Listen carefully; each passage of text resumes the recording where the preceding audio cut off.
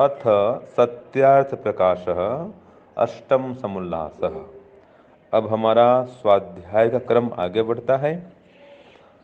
आज भगवत गीता का एक श्लोक आया है। इसमें कहा, ना सतो विद्यते भावो ना भावो विद्यते सतः उभयोरपि दृष्टोन्तस्तु अनयोः तत्वदर्शिभिः। इसका अर्थ है, कभी असत का भाव वर्तमान और सत का भाव अवर्तमान नहीं होता। इन दोनों का निर्णय तत्वदर्शी लोगों ने जाना है। अन्य पक्षपाती, आग्रही, मलिन आत्मा, अविद्वान लोग इस बात को सहज में कैसे जान सकते हैं? क्योंकि जो मनुष्य विद्वान सत्संगी होकर पूरा विचार नहीं करता, वह सदा भ्रम जाल में पड़ा रहता है।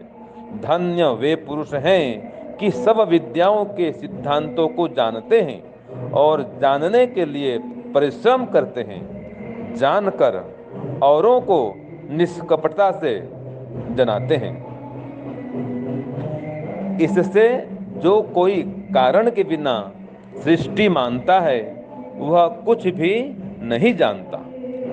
तो इस प्रकार से हम देखते हैं कि असत का भाव वर्तमान और सत का भाव अवर्तमान नहीं होता।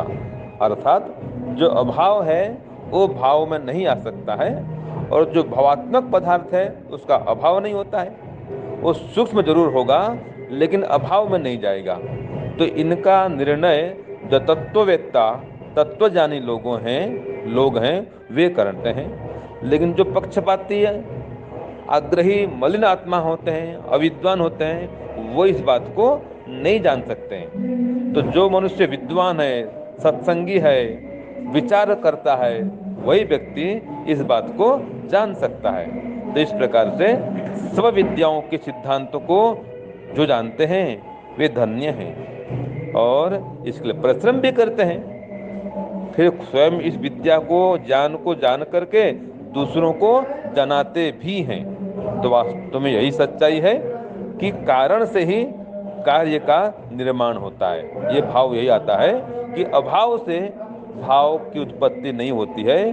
तो बिना कारण से ये संसार नहीं बना है, अपितु जो प्रकृति है वो उपादान कारण है। इसी से संसार का निर्माण हुआ है। ये आज के विषय में स्पष्ट होता है। ओम शांति, ओम शम। प्यारे भाइयों बहनों, सादर सप्रेम नमस्ते। आपने पिछली बार सुना था कारण, कार्य और कर्ता किसे कहते हैं। सिद्धांती ने बहुत ही अच्छे से पूर्व पक्षी को बता दिया, क्योंकि पूर्व पक्षी ने यह प्रश्न किया था कि कारण के बिना कार्य नहीं होता, तो कारण का कारण क्यों नहीं। तो ये बता दिया था कि कारण का कारण नहीं होता, न साध्य का साध्य होता, ठीक है, न कर्ता का कर्ता होता। उसी तरह से कारण का भी कारण नहीं होता। अगर कोई ये कहे कि सूर्य का सूर्य होता है, तो आप क्या कहोगे? कैसा बेवकूफ़ व्यक्ति है ये, क्या बोल रहा है? सूर्य का सूर्य कोई होता है क्या? कोई सूर्य का सूर्य नहीं होता। तो इसी प्रकार से समझना चाहिए। आँख की आँख होती है क्या? आँख की आँख क्या मतलब है? अगर कोई कहेगा तो सच में ही कोई मूर्ख मान लेगा। आँख की आँख होती है क्या? तो महर्षि सरस्वती ने इस तरह से इस बात को समझाने का प्रयास किया था। लेकिन इस बार भाग 40 में वो आगे और बताना चाह रहे हैं। देखो, उन्होंने गीता के अब श्लोक को लिया है यहाँ पर। तो गीता के श्लोक से बता रहे हैं वो, ना सतो विद्यते भावो ना अभावो विद्यते सतः उभयोरपि द्रष्टोन्तु उभयोरपि दृष्टोन्तस्तु अनयोस्तत्त्वदर्शिभिः अनयोस्तत्त्वदर्शिभिः। तो यह भगवत गीता के अध्याय 2 में आया है, श्लोक संख्या 16 इसका प्रकरण लिखा हुआ है। और यहाँ गीता में भी स्पष्ट कहा गया है कि कभी असत का अभाव वर्तमान और सत का अभाव अवर्तमान नहीं होता। ये थोड़ी सी आपको भाषा समझने में मुश्किल देगी, तो इसको इस तरह से समझ लेंगे कि जो असत है उससे तो कुछ बन नहीं सकता। जो कोई जिसकी सत्ता ही नहीं है, उससे कुछ पदार्थ कोई बनेगा नहीं, सृष्टि नहीं बन सकती। और जो सत है उसका कभी अभाव होगा नहीं।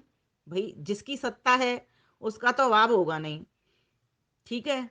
अंतिम कारण में भी उसकी सत्ता रहेगी रहेगी। जैसे ये संसार सत है, अब इसका अभाव होगा क्या? इसका अभाव नहीं होगा। ये अंतिम कारण प्रकृति में जाकर के भी इसकी सत्ता रहेगी ही रहेगी, सूक्ष्म कारण में, है ना, प्रकृति रूप में इसकी सत्ता रहेगी संसार की। तो यही बताया जा रहा है कि असत का तो भाव नहीं होता, ठीक है, और जो सत होती है उसका अभाव नहीं होता। तो ये जो संसार है किससे बना है? सत प्रकृति से बना है ना, और ये संसार सत है तो इसका कभी अभाव नहीं होता। बस इतना समझना है, गीता ये सिखाना चाह रही है। तो इसका मतलब इस संसार के पीछे जो कारण है उसकी सत्ता है, उस प्रकृति की सत्ता है, ये तुमको मानना ही पड़ेगा। जब उसने कहा ना कि कारण के बिना कार्य नहीं होता, तो कारण का कारण क्यों नहीं? अंतिम कारण प्रकृति ही है, इसका कोई कारण नहीं होता।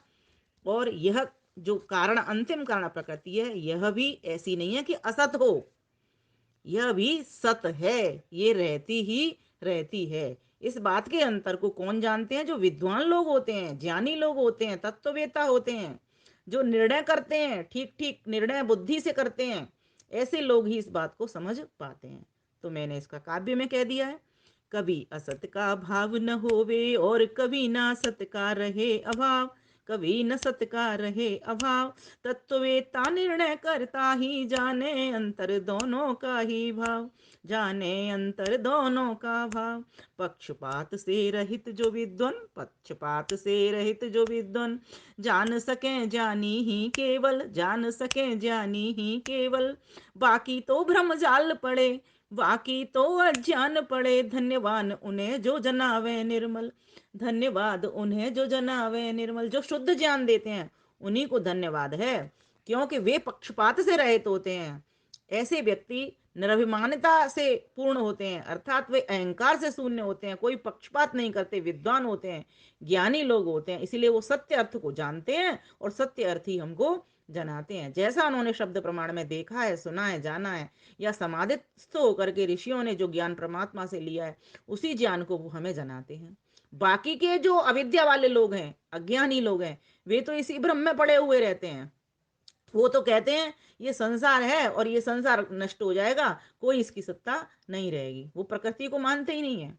तो इस प्रकार से कह दिया कि ऐसा नहीं है, जब संसार सत्य है तो इसकी जो सत्ता है वो भी सत्य है और वो रहती है। क्योंकि ये संसार बनता ही नहीं, अगर इसकी सत्ता नहीं होती तो संसार बनता ही नहीं। जो दिखाई दे रहा है वो बना किससे है?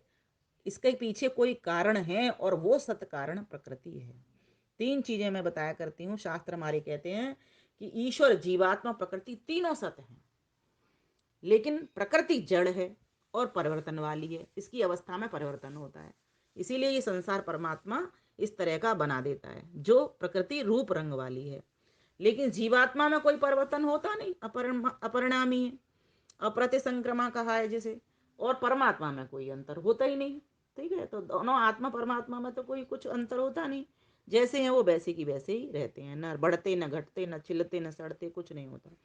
जो कुछ घटना बढ़ना होता है परमात्मा इस प्रकृति से ही करता है, लेकिन प्रकृति का अभाव नहीं होता। ये बताना चाह रहे हैं सिद्धांती कि प्रकृति की सत्ता रहती ही रहती है। तो कहा, पक्षपात से रहित जो विद्वान, जान सके ज्ञानी ही केवल, बाकी तो ब्रह्म जाल पड़े, धन्यवाद उन्हें जो जनावे निर्मल। धन्यवाद उन्हीं को है जो निर्मल अर्थात शुद्ध ज्ञान देते हैं।